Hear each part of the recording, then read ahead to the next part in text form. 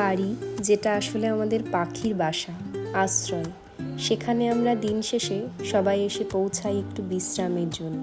তো সেই বাড়িটা সবসময় যে সাজানো গোছানো থাকবে এমন তো নয়, তবে দিনের শুরুতে মাথায় ঘোরে সেই জায়গাটা কতক্ষণে আবার সুন্দর করে গুছিয়ে একটা পজিটিভিটি আনা যায়।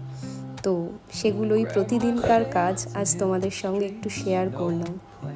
জানো তো, আমার এই বাড়িতে উঠোন খুব একটা বেশি নেই। তো যেটুকু জায়গা আছে, যখন ঢালাই করেছিলাম কিছু কিছু জায়গা ফাঁকা রেখে দিয়েছিলাম পরে গার্ডেনিং করব বলে। সেখানে কয়েকটা ফুল গাছ বসিয়েছি। তো এই বেলি ফুলের গাছটা তোমাদের সঙ্গে আগেও শেয়ার করেছি, এটা আমার খুব ভালোবাসার।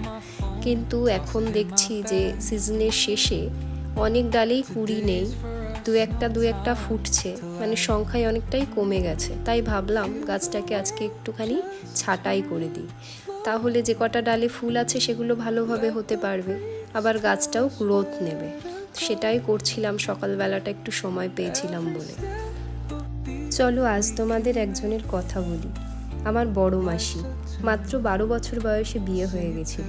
পড়াশোনার সুযোগও ততটা হয়নি তখন, কিন্তু এই যে আমরা এখন ফোন খুললেই দেখতে পাই কত পজিটিভিটির ভিডিও, কত হোম ডেকর, এই বিষয়গুলো মাসির মাথায় তখন কিভাবে এসেছিল জানি না। তাও অনেক দিনের আগেকার কথা। তখনই দেখেছি মাসির বিছানার চাদর সবসময় পরিপাটি, ঘরের প্রতিটা জিনিস সমস্ত সঠিক জায়গায় ঠিকভাবে সাজানো। মাসি দিনের সকালের প্রায় ঘন্টা দুয়েক সময় এগুলোর পিছনে ব্যয় করত। সাজানো উঠোন, ফুল বাগান, এ সমস্ত কিছু মাসির কাছে সব থেকে বেশি দেখতাম, আর তখন থেকেই ভালো লাগাটা তৈরি হয়েছিল। আসলে আমরা যা কিছু করি, যা কিছু চেষ্টা করি, কোনোটাই হয়তো নতুন নয়। আমরা প্রজন্মের পর প্রজন্ম কারোর থেকে না কারোর থেকে ইন্সপায়ার্ড হয়েই সেগুলো করার চেষ্টা করি। খুব ছোটতে মনে পড়ে, গরমের ছুটিতে মাসির বাড়িতে যেতাম। উঠোনের উপরে এরকম একটা বড় বেলি ফুলের গাছ ছিল। সন্ধেবেলা হলেই গন্ধটা সারা বাড়িতে ছড়িয়ে পড়তো। আর ছিল একটা গন্ধরাজ ফুলের গাছ।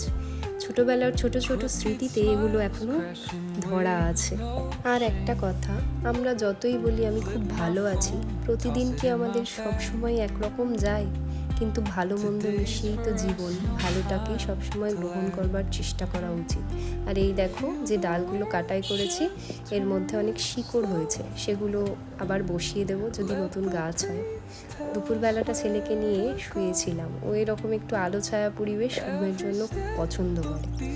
সন্ধেবেলাটাই করেছিলাম একটু পেঁয়াজি। আমার পেঁয়াজি খেতে খুব ভালো লাগে। আলুর চপ খুব একটা বানানো হয় না, কিন্তু পেঁয়াজি